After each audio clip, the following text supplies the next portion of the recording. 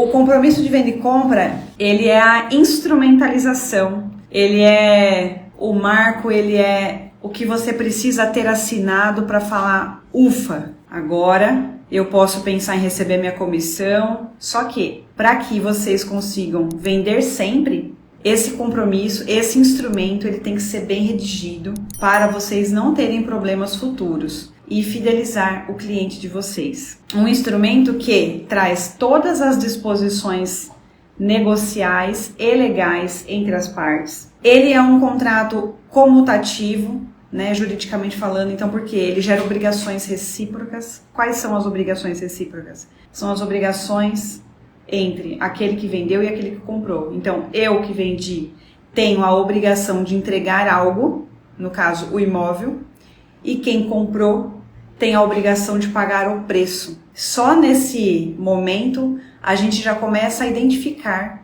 algumas coisas que são imprescindíveis para o instrumento de venda e compra, para o compromisso de venda e compra. Essas questões imprescindíveis que a gente já falou aqui, que é ter o vendedor, ter o comprador, é existir duas partes ou mais, né? Pode ser que alguns instrumentos tenham vários vendedores ou alguns instrumentos tenham vários compradores. Mas o que de fato é imprescindível? Temos as partes. Agora nós temos que ter legitimidade. Nós já falamos aqui em outras oportunidades sobre isso. As partes têm que ser capazes. Partes capazes são aquelas pessoas que têm legitimidade de assinar o instrumento e também têm capacidade plena de discernimento.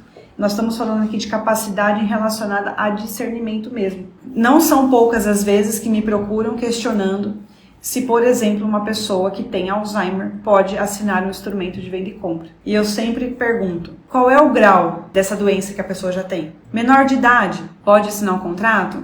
Ele tem legitimidade, ele tem capacidade jurídica? Nós temos que ver isso. O menor de idade pode ou não pode vender imóveis? Como que ele pode vender? Em que momento? O que acontece? Então, é a análise das partes como um todo.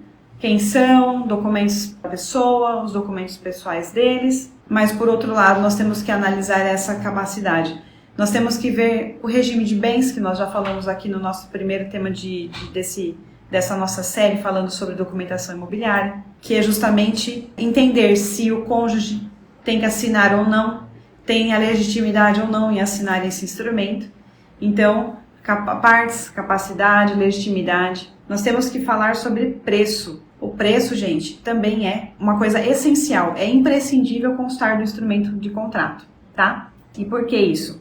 Se nós estamos falando de um contrato que gera obrigações entre as partes, sendo que um vende e um compra, quem compra tem a obrigação de pagar o preço, sob pena de incorrer na inadimplência e todas as multas contratuais, eventualmente um desfazimento de contrato, dependendo do valor que foi pago ou que não foi pago. Então, o preço é essencial também.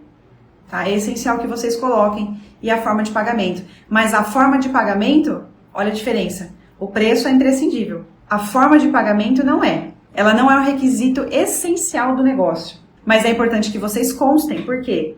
Porque uma eventual inadimplência, você tem como saber qual era a data do pagamento, como ele seria feito, por que ele não foi feito e qual é a multa que a pessoa incorre no não pagamento. Nós temos que sempre analisar esse tipo de situação e colocar no contrato o que é imprescindível para que ele não seja nulo. Então, se você não colocar as partes, ele é um documento que não tem validade jurídica. Ele não tem a eficácia que deveria ter, tá? Se você não mencionar o preço em si, o preço cheio, eu vendi um imóvel por 300 mil, tá? A forma de pagamento é um plus que você vai colocar, mas não é imprescindível. Mas colocar que custou 300 mil é imprescindível, tá bom? Isso não tem como fugir. Então, capacidade, preço, a forma, gente, a forma. Normalmente nós fazemos contrato de venda e compra como? Instrumento particular. O chamado instrumento de gaveta, né? O contrato de gaveta que a pessoa faz, assina e coloca lá na gaveta, que é o que a maioria faz. Você que é um corretor de imóveis que entende sobre o assunto,